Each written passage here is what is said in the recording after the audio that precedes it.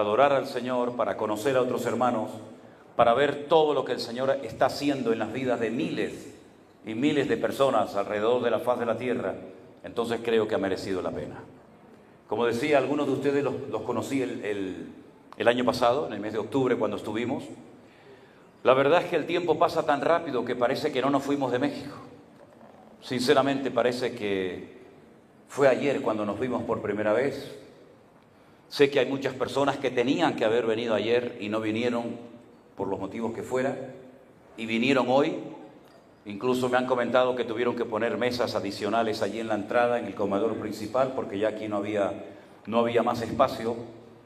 Y en este viaje que estamos realizando, que lo empezamos el otro día en los Estados Unidos, ya mañana por la mañana muy temprano salimos para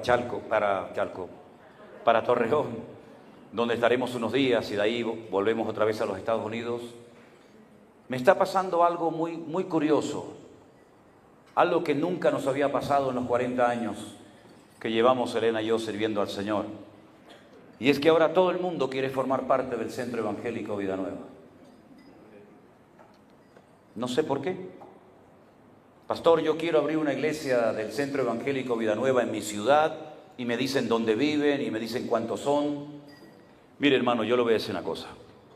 Usted no tiene que anhelar tener una iglesia del Centro Evangélico Vida Nueva en su ciudad. Usted lo que tiene que hacer es buscar la voluntad de Dios. Porque a lo mejor la voluntad de Dios es que usted se quede en la iglesia en la que pertenece. Y si usted tiene una iglesia y un pastor, respétenlo y apóyenlo. Si no tiene una iglesia y se ha convertido en este tiempo a través de los cultos y de los devocionales y del pastor online, pues bueno, usted puede formar parte de lo que llamamos la iglesia virtual, que es mucho más que pararse delante de una pantalla, de un ordenador o de una televisión a ver un culto. Es mucho más que eso. Hay muchas actividades y muchos objetivos a cumplir, ¿verdad?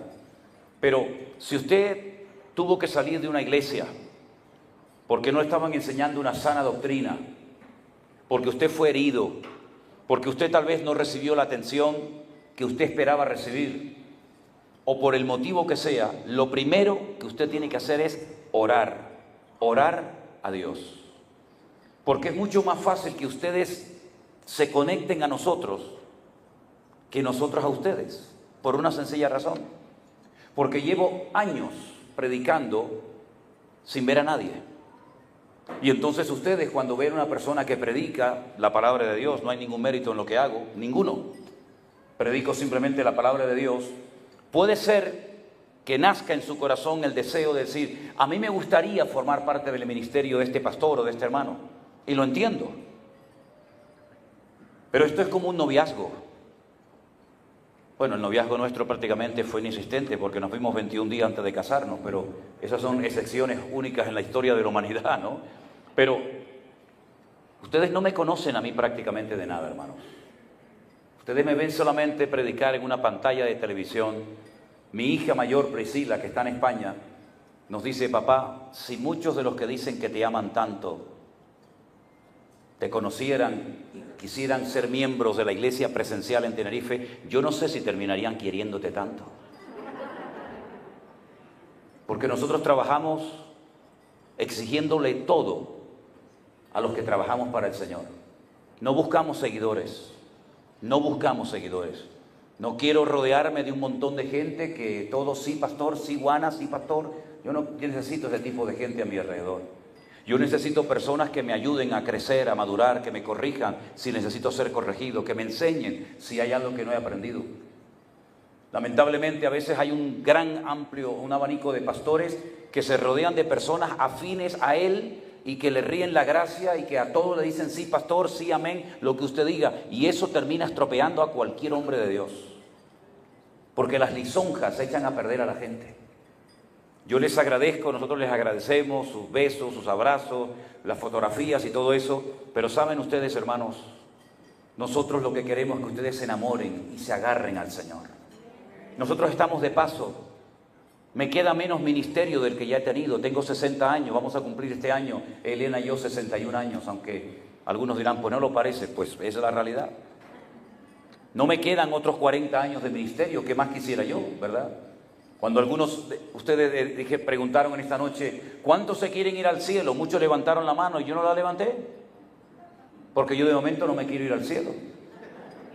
Yo voy a ir a la presencia del Señor, pero hay tanto por hacer. Hay tantos millones de almas que nadie les ha hablado de Cristo. Hay tantos cristianos que están parados sin hacer nada, que hay que sacudirles y enseñarles y mostrarles la voluntad de Dios para sus vidas, que hay tanto trabajo por hacer que yo de momento no tengo ninguna intención, ningún deseo de irme al cielo. Y permítame que les diga algo, nosotros, nuestra iglesia, nuestro ministerio no es perfecto. Si ustedes piensan que han encontrado por fin un ministerio perfecto que no comete errores, no se equivoquen, hermanos, no se equivoquen con nosotros. No existe un pastor perfecto y yo personalmente no lo soy. No existe una iglesia perfecta. Si usted busca una iglesia perfecta se va a llevar una tremenda desilusión porque no existe. Me da igual si me busca una iglesia perfecta en el contexto bautista, pentecostal, presbiteriano o de cualquier otra denominación. No existe hoy por hoy en el mundo, ni ha existido, ni existirá jamás una iglesia perfecta. El único perfecto es nuestro Dios. Nosotros estamos aquí en un proceso largo y arduo de santificación, de crecimiento, de desarrollo espiritual. Todavía nos queda mucho por aprender. Estamos en pañales en muchos aspectos. Todavía nos queda mucho terreno que conquistar y alcanzar para el Señor. Y nadie nos ha enseñado a organizar todo esto que ustedes ven. Nadie nos enseñó en un libro, en un manual, cómo organizar una iglesia virtual, cómo atender a cientos y a miles de personas por todo el mundo en cuestión de muy poco tiempo. Nadie nos ha enseñado y estamos aprendiendo sobre la marcha. Y cometemos errores y cometemos equivocaciones. Así que no se hagan una imagen irreal, distorsionada de la cruda realidad. Nosotros somos seres humanos como cualquiera de ustedes. Y tenemos que orar cada día. Y durante muchísimos años el enemigo me atacaba por el desánimo. Yo me desanimaba muy rápidamente. Me desanimaba muy rápidamente al ver que la gente no le respondía, que la gente no oraba, que la gente a lo mejor lo veías en un culto saltando, brincando, adorando al Señor y luego te lo encontrabas a los 3 días, a lo mejor otra vez en la droga, otra vez en la bebida, que no querían venir a la iglesia, que se apartaban del Señor. Y todo esto me golpeaba mi corazón y me desanimaba y decía, pero Dios mío, ¿de qué sirve lo que hacemos? ¿De qué sirve sembrar y hablar y predicar y orar y aconsejar por tanta gente que después se van otra vez al mundo? O terminan tal vez haciendo cosas peores antes de conocer al Señor. Pero el Señor nos fue enseñando y nos fue moldeando. Y fuimos aprendiendo cosas, no desde un libro de la teoría, sino desde la práctica. ¿Y sabe lo que nos enseñó el Señor? Que la mejor manera de no llevarte desilusiones de nadie es no esperar nada de nadie. Nunca espere nada de mí. Nunca espere nada de su pastor. Nunca espere nada de los hermanos. No espere nada, porque si usted espera un trato especial, una llamada, una visita, una palmada en la espalda, un versículo o lo que sea, y no lo recibe, usted lo va a pasar mal. Y hay tantos cristianos heridos. Es que el pastor no me llamó. Es que yo le dije que cantaba y siempre subían los mismos y no me dejaban subir y cantar a mí. Es que parece que todos siempre en la iglesia lo tienen que hacer los mismos y yo le he dicho al pastor que mi hijo y mi hija cantan y arriba y abajo. No esperen nunca nada de nadie, mi querido hermano, pero espérenlo todo siempre de nuestro Señor Jesucristo, al cual le damos toda la gloria y toda la honra en esta noche. Bendito sea el Señor, aleluya, bendito sea Dios, aleluya. Así que oren al Señor, busquen la voluntad de Dios, porque nuestro único objetivo es llevar a millones de almas a los pies de Cristo. Si nos reconocen o no nos reconocen, si hay más iglesias de vida nueva o menos, eso a nosotros no nos quita el sueño. Aquí lo que queremos es que cada día haya más nombres inscritos en el libro de la vida. Eso es lo único que nos interesa. Pensando en lo que podía compartirles a ustedes en esta noche, les recuerdo a los que estuvieron y a los que no estuvieron, que anoche hablé acerca del último libro de la Biblia, que es el famoso y precioso libro del Apocalipsis. Un libro que a muchos cristianos les da miedo. Un libro que algunos no quieren leer porque dice que no lo entienden. que tiene un lenguaje demasiado difícil para entender eso de los caballos que cambian de colores y bestias con un montón de cuernos y muchas cosas más. Pero yo vengo diciendo hace muchos años que el libro del Apocalipsis es un libro fundamental, sobre todo para la iglesia del siglo XXI. Tenemos que conocer qué es lo que va a suceder para poder estar preparados y no llevarnos sorpresas a última hora, sino saber cuánto tiempo falta, qué podemos hacer y qué no tenemos que hacer en estos tiempos finales. Decía a los hermanos que hay 7 iglesias. Algunos se preguntarán, ¿no había centenares de iglesias cuando el apóstol Juan escribe el Apocalipsis? Claro que las había, muchas. Probablemente ya el evangelio en aquella época había llegado hasta España y toda Europa había sido evangelizada para el Señor Jesucristo, y parte del continente africano y parte de Asia también. Pero el Señor escogió 7 iglesias, como dije anoche, porque son representativas del desarrollo de la iglesia a lo largo de la historia.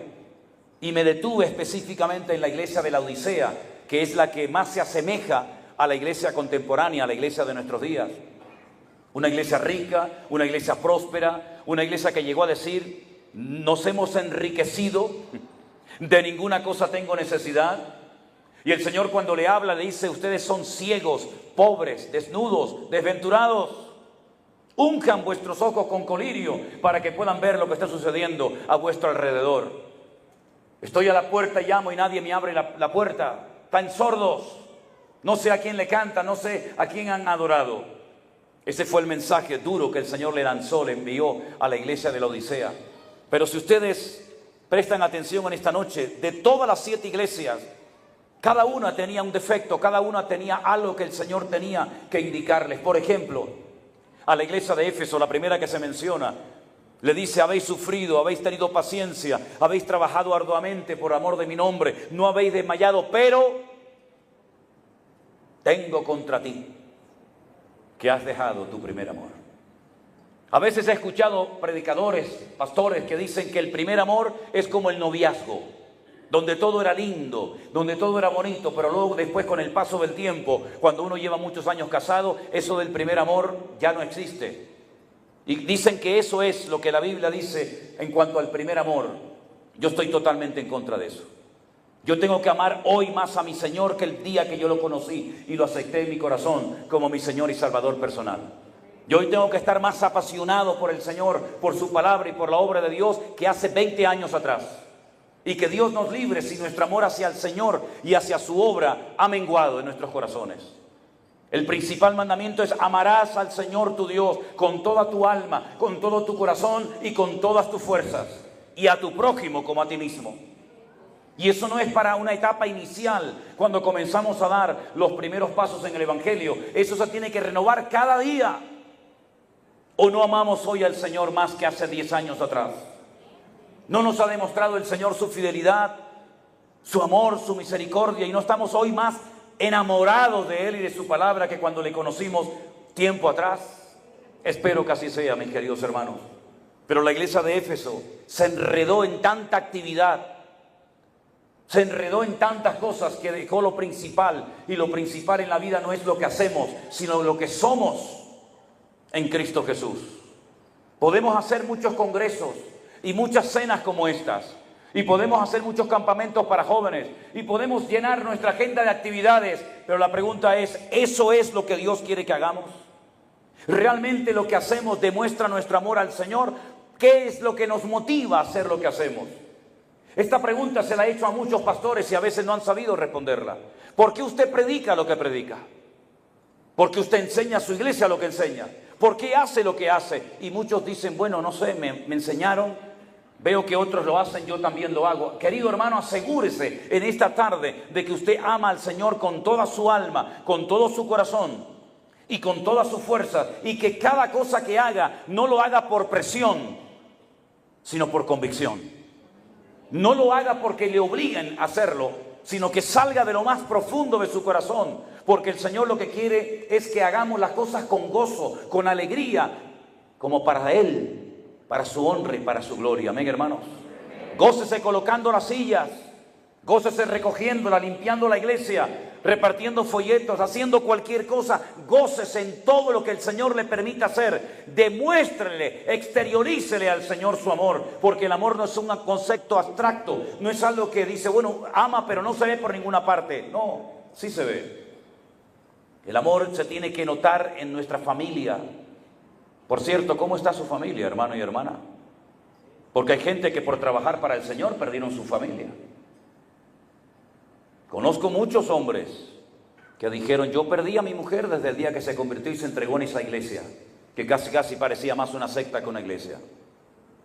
No tenía tiempo para atender a los hijos, no tenía tiempo para estar con su marido. El marido llegaba de viaje y ella salía por la puerta, había un retiro, había un congreso, había un ensayo de no sé qué, había una oración, un encuentro de líderes. Y la Biblia dice que el que descuida a su familia es peor que un incrédulo y ha negado la fe. Usted no tiene que enamorarse de la iglesia, usted tiene que enamorarse del Señor. Y usted tiene que cuidar a su familia en primer lugar, antes que a la gente que no son de su familia. Yo sé que en algunas iglesias dicen, no, primero es la obra y luego si hay tiempo para la familia. Nosotros enseñamos todo lo contrario a eso. Porque ¿de qué sirve de que yo gane al mundo si pierdo a mi familia? ¿Con qué autoridad me voy a subir yo a un púlpito si mis hijas ahora mismo no están entregadas y sirviendo al Señor de alguna manera? ¿No dice la Biblia que un pastor tiene que ser sobrio, prudente, apto para enseñar, no dado al vino, no amante de ganancias deshonestas, hospedador? ¿No dice eso? Que tenga a sus hijos en sujeción, que no sea un neófito. ¿No habla la Biblia del aspecto familiar en la vida de un hombre que quiere servir al Señor? Primeramente hay que predicar en casa y después subir al púlpito a decirle a la gente lo que tiene que hacer. Pero pastor, primero empiece por su casa. ¿No salió el Señor en el encuentro cuando Moisés iba del desierto a Egipto a sacar al pueblo de la esclavitud para matarlo? ¿Cuántas veces me han preguntado eso? Pero pastor, Dios lo llama, le habla a través de la zarza, lo comisiona, le dice, ve y saca a mi pueblo, tráemelo aquí y le voy a hablar, le voy a enseñar mi palabra. Y cuando va, dice la Biblia, Jehová salió para matarlo. Y uno dice, pero yo no lo entiendo. Salgo en obediencia y me quieres matar. Y entonces si usted sigue leyendo el capítulo, en el libro de Éxodo dice que la esposa de Moisés, el pastor, salió corriendo y circuncidó al niño. Circuncidó al hijo y cogió su prepucio y se lo tiró y le dijo, eres un marido de sangre, por culpa tuya Dios mata a mi hijo. Y uno dice, ¿pero esto qué es? Es que la circuncisión, aquella operación que se hacía en los niños en el pueblo de Israel a los 8 días, era la forma de demostrar físicamente, visiblemente, que usted había creído y abrazado el pacto que Dios había hecho a través de Abraham, el patriarca. Y ahora Moisés se va a ir a Egipto a hablarle de un Dios, a hablarle de una liberación, a hablarle de una tierra prometida, y resulta que en casa él se olvidó de circuncidar a su propio hijo. Es decir, usted va a ir a Egipto a enseñarle al pueblo de Dios, al pueblo de Israel, algo que no vive y que no practica en casa. Empiece, querido, a predicar en casa y déjese de cuentos. Misionero en la India, misionero en España, voy a abrir una iglesia, voy a ir a llevar el evangelio a las naciones. ¿Y su hijo? ¿Y su hija? ¿Y su hijo? ¿Y su esposa y su marido? ¿Cuándo fue la última vez que se sentó con él y le dio un abrazo y le preguntó, ¿te pasa algo? ¿Oramos juntos? ¿Qué te pasa, hijo? Esa es la cruda realidad del mundo evangélico hoy en día. Pastores que están en los púlpitos y tienen a sus hijos en la droga, tienen sus familias destrozadas, hombres que se han casado, recasados, se juntan con esta, se juntan con el otro y se suben a un púlpito a predicar. ¿Qué? ¿Qué me van a predicar, amigo? Empiece primero por su casa, sirviendo al Señor. Los noto muy serios y muy callados. Pero eso es lo que nosotros vivimos y practicamos y hemos creído durante toda nuestra vida, ¿verdad? La iglesia no es perfecta, pero nosotros queremos complementar la obra que el Señor comenzó en nuestra vida, viviendo en orden y viviendo en santidad. Y hablando de orden, ¿en cuántas congregaciones, no importa la vida privada de una persona, viven con una mujer hace un montón de años, pero nunca se han casado legalmente? Déjese de cuentos. Cuando usted quiere viajar a un país, le piden una visa y un pasaporte y lo saca porque le interesa. Y cuando lo para la policía en la carretera y le pide la documentación y su cédula y todos los papeles, usted los enseña. Y cuando se compra una casa, una propiedad, usted tiene sus escrituras y puede demostrar que ese terreno, esa casa, esa finca es suya.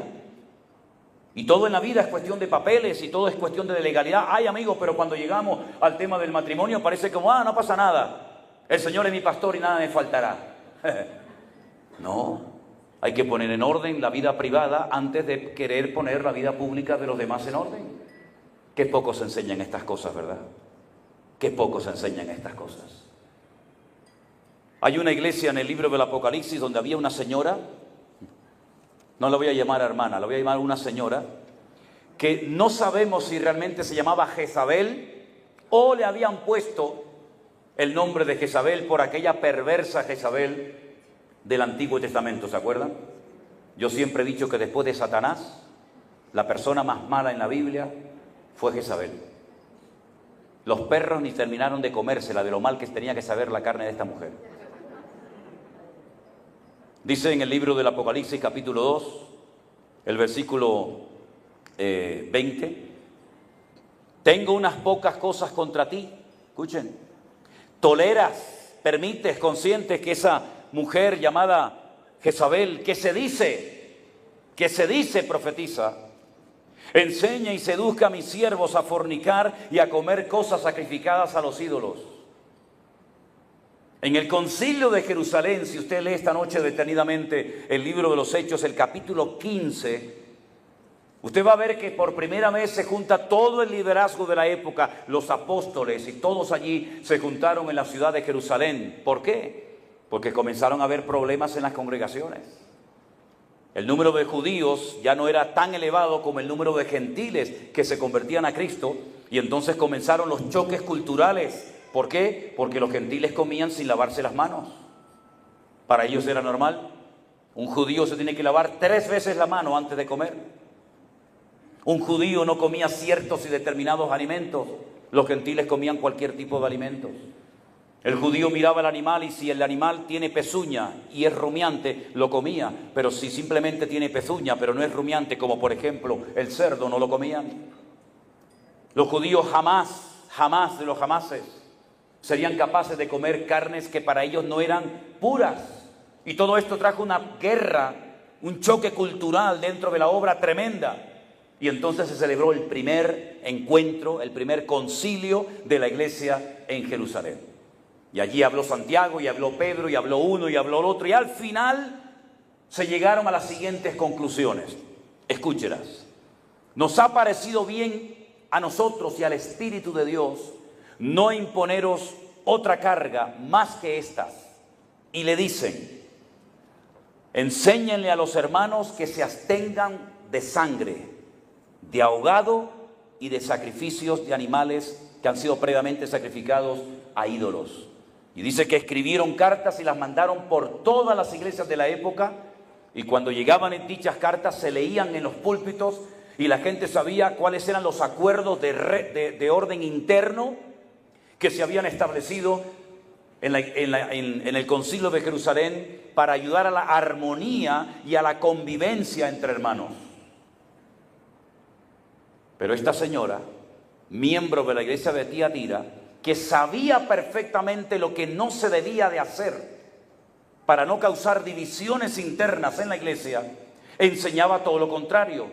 Se había dicho, absteneos de sangre, de ahogado, no participéis de este tipo de cosas, pero ella decía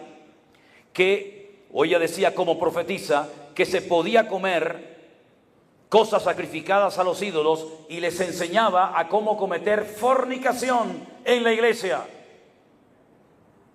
En otras palabras, iba en contra de la norma, iba en contra de lo que se había enseñado para el beneficio de la obra en el concilio de Jerusalén. ¿Quién le permitió a esta señora? ¿Quién le permitió a esta mujer enseñar estas barbaridades, estas herejías en la iglesia? El pastor. El pastor es una pieza clave en toda iglesia.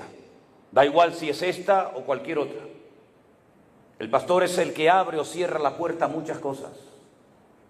Y como la gente ama y respeta y se fía del pastor, uno tiene que tener sumo cuidado con lo que permite y con lo que no permite en la iglesia. Porque muchas veces la gente por amor, por respeto, por cariño, por educación, aceptan las cosas, dicen amén, y no comprueban a la luz de las Sagradas Escrituras si lo que se enseñó desde el púlpito era bíblico o era humano. Y después pasa lo que pasa.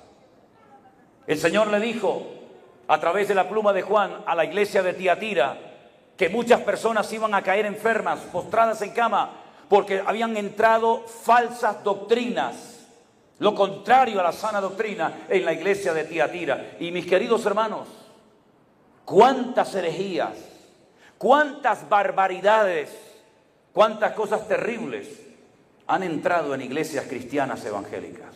¿Cuántas? Personas que se les exige pagar un dinero al pastor en la mano para poder ser bautizado. Personas que tienen que pagar para recibir milagros. Personas que tienen que pactar con el apóstol de turno para que él te dé una cobertura espiritual y parece como que tu vida esté protegida por él. Y podríamos estar toda la noche enumerando una detrás de otras cosas que no son de Dios, pero que la gente las ha aceptado y el mundo se ha enterado que muchas veces en las iglesias hay más desorden que en la calle.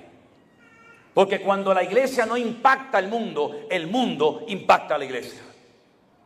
Y lo que ha sucedido en muchas ocasiones es que la gente ha estado creyendo y practicando cosas contrarias a la palabra de Dios, creyendo que hacían actos de obediencia al Señor. Usted no tiene que pactar con nadie, mi hermano. ¿Me oyó bien? Usted no tiene que hacer pacto con ningún hombre. Usted no tiene que darle un sobrecito de dinero para que el pastor le haga una oración y le pase la manita por encima y usted se vaya contenta a la cama a dormir esta noche. No haga nunca eso. Usted no tiene que hacer méritos personales para caerle bien al pastor y que lo ponga en su grupo más íntimo. Y entonces usted tiene como más proximidad al siervo de Dios. Esas cosas son totalmente antibíblicas. Usted a quien tiene que agradar y honrar y servir es al Señor tu Dios. Y dice la Biblia, al Señor tu Dios adorarás y a Él solo servirás. Y cuando nos desviamos del decreto, de la palabra, del mandamiento bíblico, nos abrimos a cosas que no agradan a los ojos del Señor. En uno de los viajes que hice a la ciudad de Milán, en Italia, me llegó un matrimonio de hermanos y me pidieron si los podía atender y hablar con ellos. Eran de otra iglesia. No eran de la iglesia que me había invitado, pero ese día se había hecho un culto unido. Y entonces vino mucha gente de otras congregaciones y este matrimonio me dijo, hermano, el domingo pasado nuestro pastor dice que el Espíritu, no sé cuál, pero dice que el Espíritu le puso en su corazón que él tenía que acostarse en la plataforma y la iglesia tenía que pasar y taparlo, cubrirlo con billetes, con dinero. Yo lo hubiera cubierto con otra cosa. Una somanta de palos, como decimos en España, ¿no? Y le digo, ¿y usted ve mal eso, hermana? Dice, sí, claro, hermano, eso está muy mal. Porque él quería que todo su cuerpo estuviera tapadito así, de arriba abajo, con dinero. Y le dije, ¿y usted qué hizo? Y me dice, yo pasé, hermano. Y lo tapé. Y le dije, ¿usted tiene algún cargo, alguna responsabilidad en la iglesia? Me dijo, sí, yo soy líder de no sé qué. Y le digo, usted es peor que él. Es muy fácil venir a mí aquí, que no me conoce de nada, criticarlo a él, pero usted es igual o peor que él. Porque el que ve algo antibíblico y lo apoya es peor que el que lo promueve. Usted se ha hecho copartícipe de eso. Así que si busca un consejo mío, es que le pida perdón al Señor. No tenga miedo a renunciar a sus cargos, porque en el reino de Dios no existen cargos, existen cargas, que es muy diferente. Y salga corriendo inmediatamente de ese circo antes de que Dios diga basta. Y ahí los dejé. Al año siguiente volví otra vez a la congregación y ya, bueno, se habían marchado, ya se habían incorporado a otra congregación. Pero ¿cuántas veces cuestionamos, criticamos, nos damos cuenta que lo que se ha enseñado y se ha dicho no es bíblico, pero ahí te quedas? ¿Por qué? Porque eres el líder de alabanza, porque eres el líder de no sé qué, Y hay gente que se agarra al cargo y renuncia al orden y a la santidad por amor a la silla y no la quieren soltar. Y si hay alguien aquí entre nosotros que tu cristianismo ha sido así, agradar a los hombres para ir escalando, escalando y escalando y llegar a una posición de respeto, de reconocimiento o de autoridad, te equivocas, mi hermano y hermana, rotundamente. Porque aquí de lo que se trata es morir a la carne, morir a nosotros mismos y pedirle al Señor algo que muy poca gente le pide. Señor, yo quiero ser un siervo tuyo. Servir a la gente y no servirme de la gente, como lamentablemente ha ocurrido. Se ha creado toda una literatura, se ha hecho toda una filosofía alrededor del éxito personal. En el año 1990, fuimos a vivir a Argentina un tiempo. Estuvimos años trabajando únicamente como evangelistas, predicando días, semanas y hasta a veces meses en las calles. Y pasábamos por muchas iglesias en aquellos años y veíamos un cartel luminoso de neón que decía: entre, aquí oramos por la prosperidad económica. Y entré en alguna de esas congregaciones y el pastor decía: ¿cuántos aquí tienen hoy un problema económico? Imagínense, en el año 90, que la gente tenía que asaltar los supermercados para comer algo. Todo el mundo tenía crisis económica y la gente iba a las iglesias. Antes, previamente, tenían que pasar por la caja y dejar su respectivo donativo o ofrenda para que alguien les orara y le hiciera una oración desde el púlpito para que usted recibiera prosperidad económica. ¿Saben, hermanos? Yo no estoy en contra de la prosperidad. Yo creo que Dios prospera. Pero, ¿qué es el concepto de prosperidad según la Biblia? Teniendo sustento y abrigo, estemos contentos con esto. ¿Cuántos dicen amén? Teniendo comida, teniendo algo para llevarse a la boca, teniendo un techo, teniendo algo de ropa, con esto estemos suficientemente contentos. Porque la raíz de todos los males es el amor al dinero. Y por el amor al dinero muchos se han desviado del camino correcto y han hipotecado su fe y han dado un pésimo testimonio al mundo. Claro que creemos en la prosperidad, pero ¿es que acaso tener hijos sanos no forma parte de la prosperidad en nuestra Biblia? ¿Es que acaso estar en esta noche aquí no es parte de esa prosperidad y de esa bendición de Dios? ¿Saben cuántos hermanos darían lo que fuera por estar esta noche usted sentado en esa silla? Somos prósperos porque la prosperidad más grande es que Cristo Jesús ha perdonado todos y cada uno de nuestros pecados y ha escrito nuestro nombre en el libro de la vida y ahora somos hijos del Rey de Reyes y Señor de los Señores. Esa es la bendición más grande del mundo. ¡Aleluya! Es lo más grande que nos ha ocurrido en la vida. Y si tenemos que comer pan y cebolla, comemos pan y cebolla y vamos a orar: gracias, Señor, bendice este pan y esta cebolla, que traiga fortaleza física a mi cuerpo. Aleluya. Y si Dios no me sana, aunque se lo he pedido, sabe que tengo fe, pero no me sana, me gozaré en el Señor. Y si no me da aquel trabajo que tanto me gustaba tener, daré gloria al Señor. Y aunque Dios me mate, lo seguiré alabando, porque yo sé que mi Redentor está vivo y algún día lo veré con mis propios ojos. Esa es la prosperidad que el Señor quiere darle a su pueblo, de la cual poco o nada se habla. Además, ahora entre nosotros que no nos escucha nadie, ¿prosperidad para quién? Siempre para el mismo. Siempre para el mismo. Cuando yo he dicho que cuando hay, tiene que haber para todos. Y cuando no hay, no hay para ninguno. Pero prosperidad para que una persona siga y siga y siga y siga, mientras los demás, como vasallos, como corderos al matadero, siempre tienen que girar en torno a un hombre. Eso es lo más abominable y lo que más rechaza nuestros corazones, porque eso no le da honra y gloria a nuestro Dios. Nunca olvidaré cuando un día estaba en tu país, en Costa Rica, me invitaron unos señores que nunca más me volvieron a invitar. Gracias a Dios. Gracias a Dios. Me encontré a una señora en una fila enorme para entrar a un canal de televisión con 2 gallinas. Claro, yo venía de España, en mi vida había visto una televisión cristiana, en mi vida había oído esas cosas que se hacían, y cuando yo llegué y miré a la señora en la fila que iba a entrar a ese canal de televisión, le pregunté: señora, ¿a dónde va usted con esas 2 gallinas? Y me dice: voy a sembrarlas, pastor. ¿A sembrarla dónde? Yo digo, ¿será esto un acto de brujería, de hechicería o algo? ¿Cómo sembrar las gallinas, señora? No lo entiendo. No, las vengo a sembrar para el Señor, como si el Señor necesitara unas gallinas. Y entonces cuando entré me preguntaron los señores, aquellos que estaban, los señores feudales que estaban allí, los condes y los duques que estaban allí.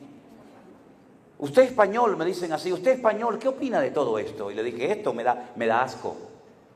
Pero ¿cómo dice usted eso? Dice, acabo de ver a una señora pobre que viene caminando de no sé qué sitio con 2 gallinas.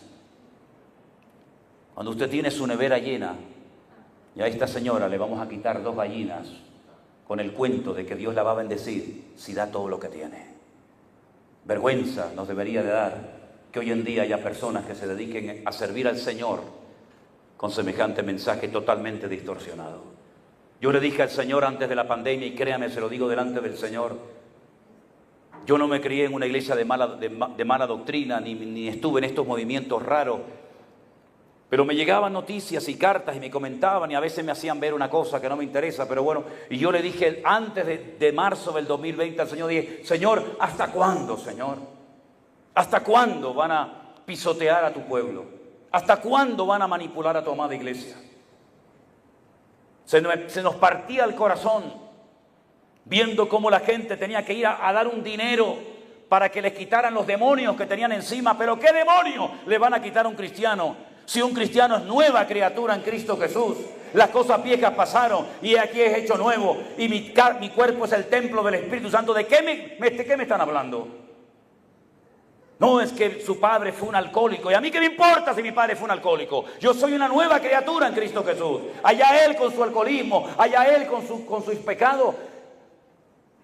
El Señor dice, yo voy a quitar este refrán que os habéis inventado. Los padres comieron las uvas y a los hijos le dio la dentera. El alma que pecare, esa morirá. El padre no llevará el pecado del hijo, ni el hijo el pecado del padre. No, pastor, pero usted no sabe que la Biblia dice que Dios visita la maldad de los padres sobre los hijos hasta la 3ª y 4ª generación y se callan. Y le digo, no, pero no mutile el versículo, amigo. Siga mencionándolo. ¿Cómo? Sígalo mencionando.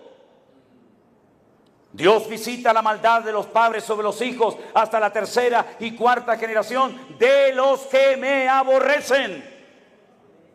Y nosotros no somos de los que aborrecemos al Señor. Somos de los que le amamos, le honramos, le servimos.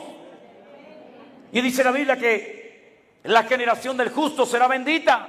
Y Dios corta toda maldición en bendición. Y lleva a su iglesia de gloria en gloria, de victoria en victoria, de bendición en bendición. Ese es nuestro Dios. Corta las maldiciones y pone bendición y presencia de Dios. Mutilan los versículos, manipulan los textos, sacan textos del contexto y forman pretextos. Y la gente en su ignorancia... Porque, ojo, mucho de lo que ha ocurrido ha sido por falta de conocimiento de las Sagradas Escrituras. No le echemos la culpa solamente a ellos, También la gente tiene que asumir su falta de conocimiento de la palabra de Dios. Mi pueblo perece por falta de conocimiento, dice Jehová de los ejércitos. Ya es hora de que la Biblia no sea un amuleto, como una pata de conejo, una herradura de caballo. La Biblia tiene que ser la palabra de Dios. Lámpara es a mis pies tu palabra y lumbrera mi camino. ¿Con qué limpiará el joven su camino? Con guardar tu palabra.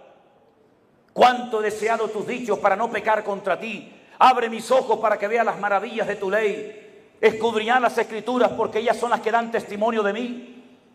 Toda Escritura es inspirada por Dios, útil para corregir, para redarguir, para instruir, a fin de que el hombre de Dios sea un varón perfecto, completo, preparado para toda buena obra. Es decir, nuestra responsabilidad personal es muy importante que la cumplamos. Por eso yo siempre digo, lean la Biblia, lean la palabra, busquen la palabra de Dios. El día que la palabra de Dios sea la base y el fundamento de todo hogar cristiano, de todo ministerio, de toda iglesia y de todos y cada uno de nosotros, la iglesia va a ser una maravilla y va a ser un ejemplo al mundo. Y no vamos a hacer de las iglesias una pasarela de moda, ni vamos a hacer de la iglesia un lugar donde exhibimos nuestros dones y talentos, y dejará de ser un circo para ser la casa de Dios. Porque cuando ustedes van a la palabra de Dios se encuentra que hasta el mismísimo templo de Jerusalén terminaron los hombres contaminándolo. La Biblia dice que el Señor Jesucristo entró al templo de Jerusalén Y dice que dijo: habéis convertido mi casa, que es casa de oración para todas las naciones, en una cueva de ladrones. Y allí estaba el suegro y el yerno, Anás y Caifás, menuda pareja. Habían hecho un negocio. Cuando la gente venía con su corderito, cuando la gente venía de lejanas tierras con su oveja para sacrificarla al altar, estos dos personajes le decían: no, esa no sirve. ¿Por qué? Porque tiene un pelo negro y no puede ser kosher y no puede ser sacrificada. Y entonces, ¿qué hago? Vayan allí al puesto aquel, a la tienda, y cómprenle a él, que él se la venderá. Tenían un negocio montado dentro de la casa de Dios, el suegro y el yerno, Anás y Caifás. ¿Qué les parece? Un negocio dentro de la casa de Dios. La gente se acostumbró al comercio, al trapicheo, a la mentira, a la manipulación, hasta el día que entró el Santo de Israel. Y cuando llegó allí dijo: ¿qué es esto que habéis hecho? Y dice que volcó las mesas, se hizo un látigo con las cuerdas, los sacó a todos a patada y dijo: el celo del Señor me consume. Casa de oración tiene que ser esto, en una cueva de ladrones como ustedes. ¿Cómo no se sentían mal? ¿Por qué la gente seguía yendo? Porque se acostumbraron al desorden. Se acostumbraron a vivir entre desorden y entre mentirosos. Como muchos se han acostumbrado creyendo que es normal vivir de esa manera una vida cristiana correcta delante de los ojos de Dios. Allí no se curaba nadie, hermano. No había poder de Dios, no había milagros, no había vidas cambiadas, no había nada. La pregunta es: ¿no había enfermos en Jerusalén en la época del Señor Jesucristo?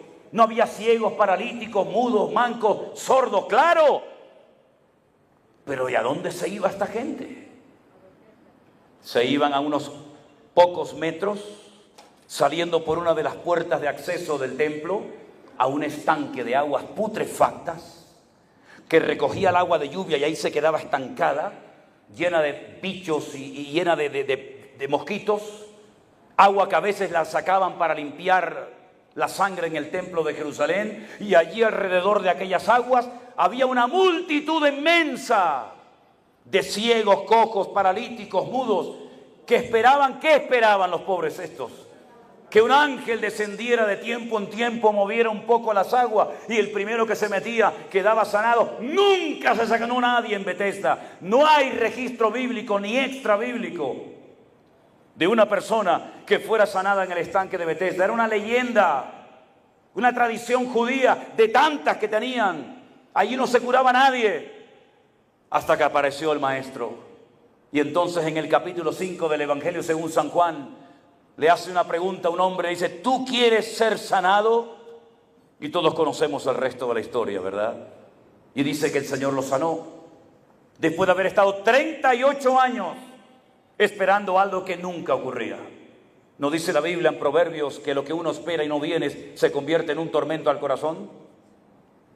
Cuando el Señor limpió el templo y volcó las mesas de los cambistas y limpió la casa, la constituyó casa de oración, a continuación lean el pasaje, dice que multitud de jóvenes comenzaron a alabar al Señor.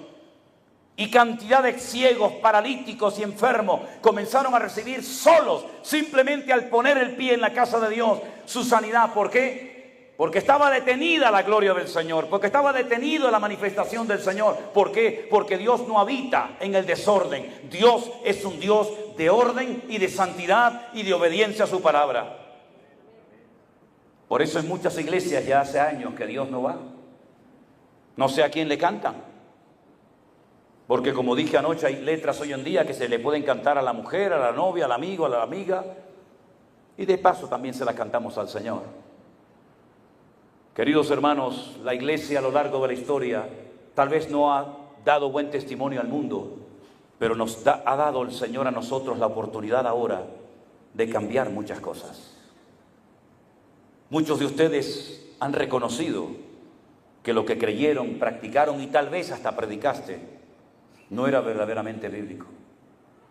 Muchos de ustedes en aquellos días del confinamiento en marzo del 2020 tuvieron la oportunidad, tal vez por primera vez en su vida, de comenzar a escudriñar y a buscar versículos por aquí y por allá, y de escuchar cosas que a lo mejor nunca nadie te había enseñado.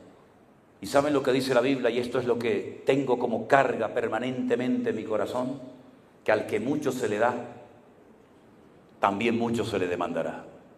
Son tantas las vidas que miran, que oyen, que te observan. Tenemos una tremenda responsabilidad sobre nuestros hombros, ante el mundo, ante nuestro Dios y ante nuestros hermanos. Que Dios nos ayude a todos y a cada uno de nosotros que hemos entendido la verdad, que las escamas se han caído de nuestros ojos, como si fuéramos aquel hombre que cayó en el camino cuando iba a Damasco. Ahora somos responsables de pelear hasta la muerte, dice la Biblia, hasta la sangre, defendiendo la sana doctrina y la palabra del Señor. Como durante siglos hombres y mujeres se dejaron quemar, torturar, crucificar y fueron quemados por defender a Dios y a su palabra hasta la última gota de su sangre.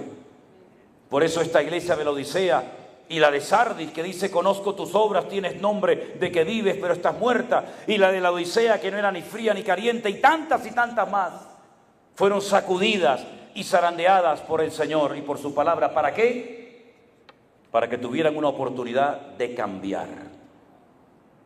Y quiero ir terminando y decir lo siguiente. Algo que me costó mucho aceptar en mi vida como pastor es reconocer que hay gente que no quiere cambiar. Hay gente que no quiere cambiar. Hay gente que dice: sí, está bien lo que dices, pero yo voy a seguir igual, enseñando, predicando y practicando esto. Hay gente que no quiere salir de las drogas y marcharse a un centro cristiano donde se le pueda ayudar y se le enseña a vivir una vida ordenada y disciplinada. Hay gente que no quiere salir de los circos que los hombres han creado, porque tienen poder, tienen prestigio, tienen plata, son reconocidos. Pero, queridos hermanos, nosotros cada día nos humillamos delante de la presencia del Señor y le pedimos perdón por el tiempo perdido, por las cosas que practicamos que no eran del agrado de Dios. Y hoy tenemos una responsabilidad. Si usted conoce hermanos de su antigua iglesia o de su actual iglesia, si usted tiene amigos, vecinos, familiares, compañeros de trabajo, que sabe perfectamente usted a la luz de la palabra de Dios que no están practicando la sana doctrina, hábleles, no se calle. Dígale: no, hermano, eso no es así. La palabra de Dios dice esto y aquello. Y si tiene que pedir una cita, que espero que se la den, para hablar con su pastor y decirle: perdón, hermano, creo que la palabra de Dios enseña todo lo contrario a lo que usted está predicando. Hágalo.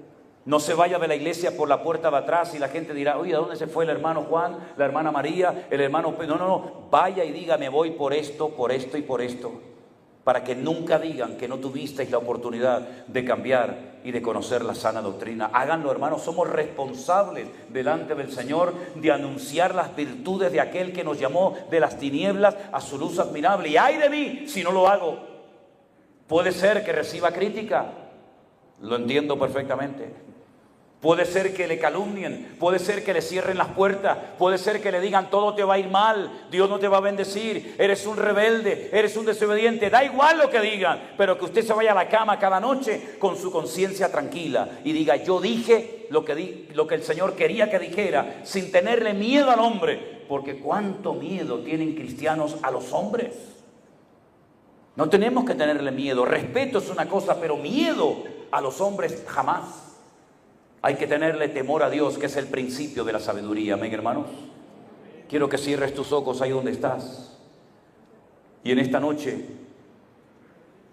le digas al Señor: Señor, ayúdame a ser un cristiano valiente, a no tenerle miedo al hombre, hablar lo que dice tu palabra sin quitarle, sin ponerle, sometido a ti, Señor, a tu palabra, a tus mandamientos.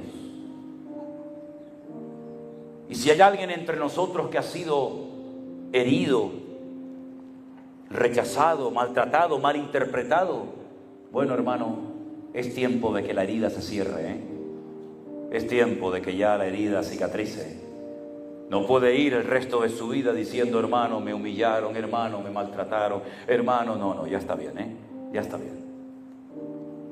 Cuando yo era niño, dice la Biblia, hablaba como niño, pensaba como niño, juzgaba como niño, mas cuando ya fui hombre, cuando maduré, cuando crecí, dejé atrás las niñerías, el lloriqueo y las quejas y lamentos.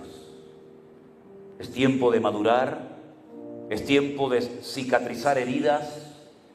El Señor ha traído un renuevo, un refrigerio a su iglesia para que ayudemos a otros hermanos y transmitamos la paz que el Señor ha puesto en nuestras vidas en todo este tiempo que hemos oído su bendita y preciosa palabra. Con tus ojos cerrados, dile: Señor, yo quiero crecer, yo quiero madurar. Yo quiero servirte cada día más y más, Señor.